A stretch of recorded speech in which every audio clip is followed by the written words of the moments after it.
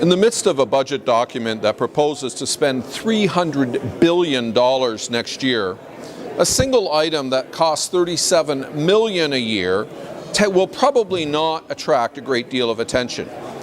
And yet, the provision on page 240 to extend compassionate care benefits is a very significant inclusion in this budget. Right now in Canada, if a loved one is diagnosed with a terminal diagnosis, family members can combine for 6 weeks of employment insurance income support during the last 6 months of life. And we call it compassionate care. Think about it for a moment. Your spouse has been just diagnosed and that we expect that person to die within 6 months. And we are saying as a society, we'll provide you 6 weeks of income support. Over the last year, various groups have been raising this awareness, building on a 2011 Parliamentary Committee report that highlighted this among a number of other issues and had the support of 58 MPs from all parties.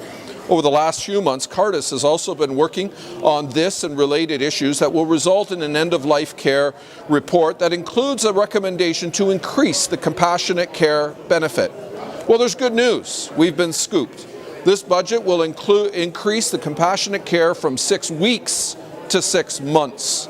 A very welcome and healthy improvement, something that has all party support, and something that speaks to the importance of budgets, not just about jobs, but creating a caring and compassionate society, something that we all should aspire to.